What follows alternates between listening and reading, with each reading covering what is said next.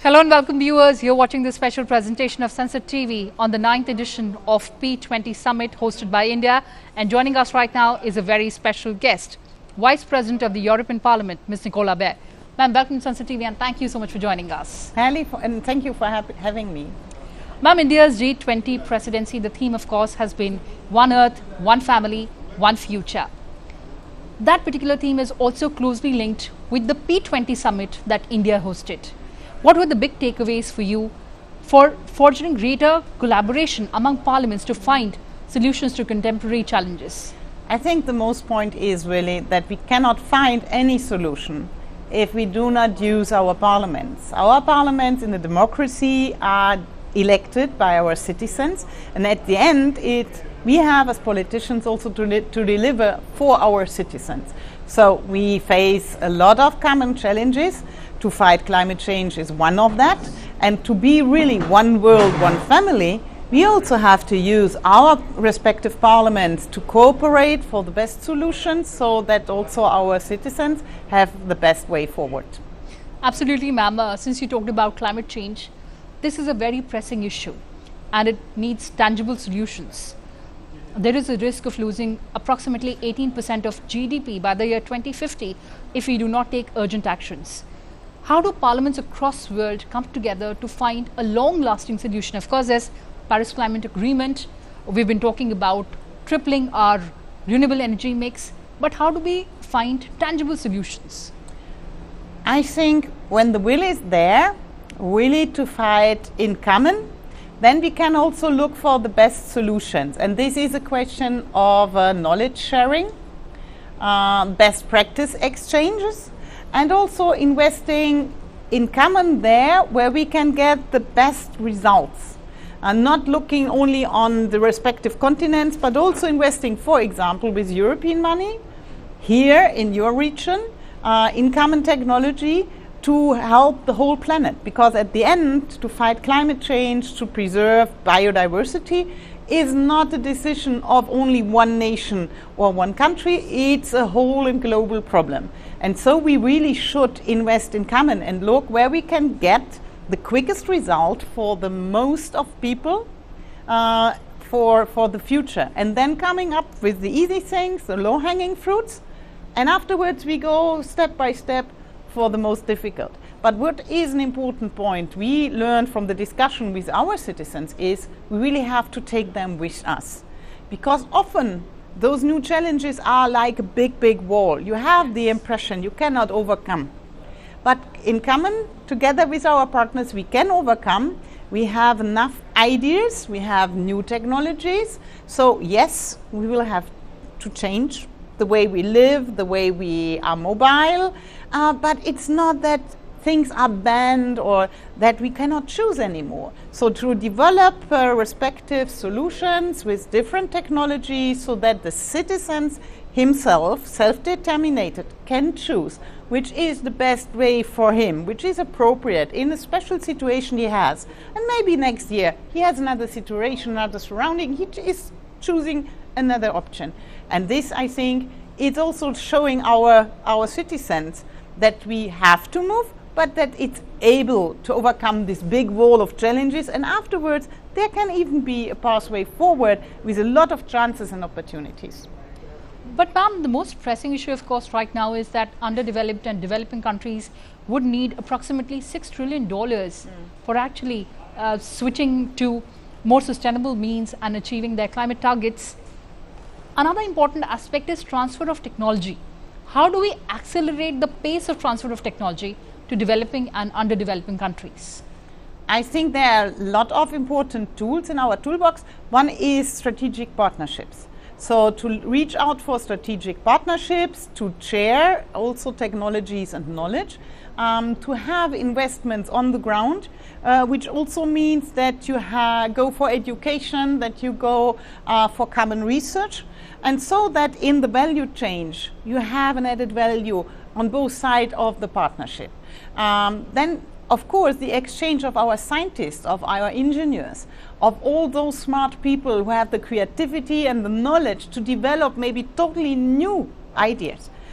new forms of energy which are net zero, new forms of transport which help people to be mobile but in the same time not having a negative impact, to develop new market instruments, also to, for example, give CO2 emissions a price, like the certificates on CO2, which can be traded around the world and make a lot of countries, especially here in the region, really a winner of this certificate trade, because you can store CO2 emissions maybe quite easier than we can do in Europe, and so you can earn money with your agriculture or other places, and I think this makes it really innovative to work together.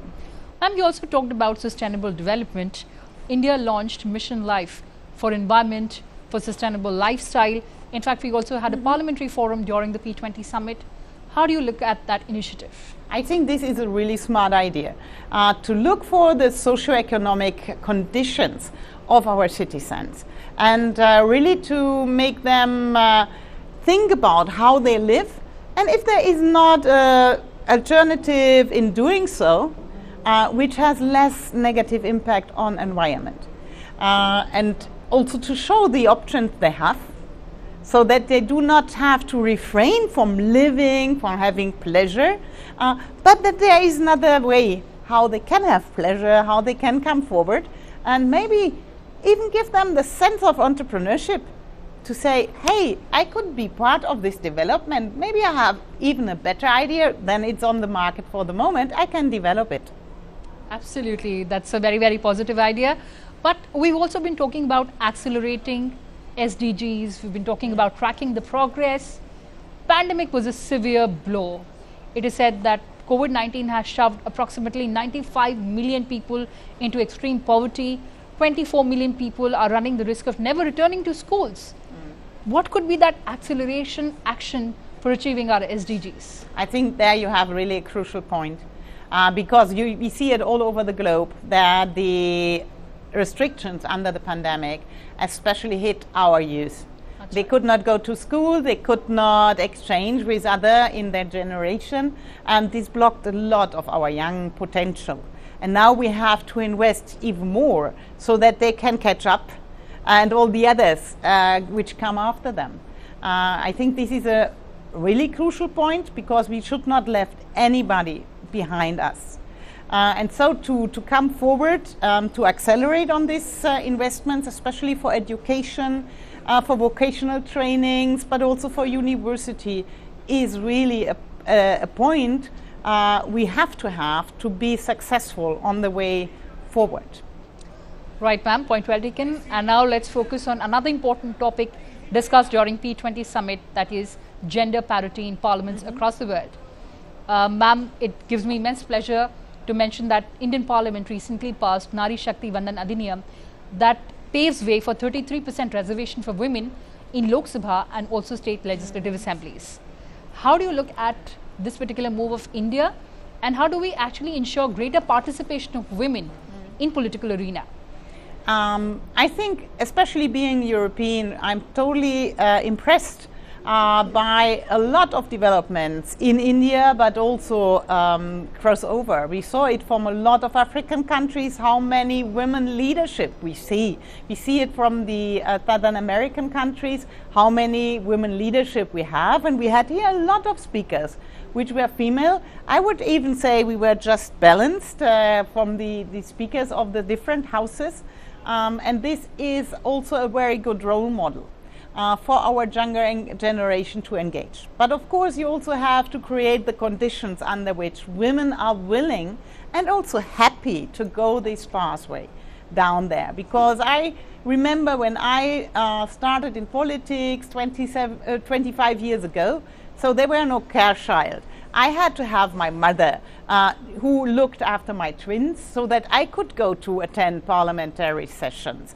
And I often was looked by other colleagues, okay, but your children will not be happy, what is about your family? And I think a male colleague never was asked this question. So that it becomes more and more normal, that it's not a decision whether you go and care for your family or you go and care for society, but that it's even the same sense of attitude we have as women. And that way maybe also women leadership is another sort of bringing people together, looking in another way on a problem, and so maybe finding, also in interaction with our male colleagues, a better solution for our citizens. I think this is something which becomes more and more normal. I see it with my younger colleagues, and I find really that there we had a good progress, especially also because of countries like yours. Absolutely, ma'am. And another arena where India particularly has done very well and leading by example is the digital public infrastructure for societal good. Ma'am, in fact, in the year 2022, we had the highest number of digital transactions, 89.5 million. We have Jan Dhan getting direct benefits to our people in the country. What kind of example is India setting for other countries as far as the usage of digital public infrastructure is concerned? I think around the globe, India is very well known to being a very innovative and especially digitalized country. A lot of your university leaving persons who are working in STEM matters are coming also over to Europe. So to create in common, to give examples, and then return back or even stay in our countries. And I think we should cooperate on that. For me, in a lot of the European countries, we are not quick enough. Of course, because sometimes people are reluctant, it's really changing their life. But we can show with countries like yours that they have advantages because it's quicker, it's not so time consuming, for example, to interact with the administration, and it can be developed in a safe manner. So privacy concern is a huge topic in the European countries, and there maybe also we have to exchange so that we have the same privacy standards, so that everybody can be secure that them and their data is used in a very responsible way, but that we can go for digital. Even with artificial intelligence, I think we should look more on it as an opportunity, as chances, and not only with the risk. Yes, there is a risk coming with, but I'm convinced we can mitigate the risk and look out for the chances it gets. Absolutely, ma'am. And before we wrap up this conversation, Prime Minister of India also addressed the P20 summit, the presiding officers of G20 and other invitee nations. Two very specific and important points that he made, that this is not an era of global mistrust. This is the era of global cooperation and understanding, dismantling all the barriers and looking ahead for growth. Your thoughts on that? This is maybe one of the most important points, because if you look around on the globe, there are more conflicts. That's right. More and more attacks, whether it is from terrorism, where India has also bad experience. And I'm very happy that this summit called out to solve problems, not with force and not with war, not with aggression and terror, but really to stop such developments, to come together to discuss. And I think this is an important point because if we do not have common international rules, which are the base for the self-determination of every nation within its own borders, then we will come up to a moment where the stronger pushes only for his interests. And I think we shouldn't go for this. For every country all over the globe. And so to have with India a strong partner in the UN, to have a strong nation who knows what also imperialism is, what terror is, and to help with their partners to stop such movements of where some countries in this world. I think this is maybe the most important point, because if there is no peace, you cannot develop and go for one earth, one family, because people are busy with war, are busy and are especially pains under war and aggression. We should go for a peaceful world, because then we can deliver one world, one family, and a big future. But ma'am, for that we need a definitive definition for terrorism. There cannot be good terrorism and bad terrorism. No, terrorism is terrorism, and terrorism cannot be justified. And there is no surrounding for a justification for terrorism. And I think UN Carter really points this out. And so we have to stop it wherever we find it, and to go for other solutions if we have current problems. Absolutely, ma'am. Absolute pleasure talking to you, and thank you so much for joining us on Sansad Television. Thank you. Well, viewers, that's all in this edition. Thanks for watching and stay tuned to Sansad TV. Goodbye for now from my side.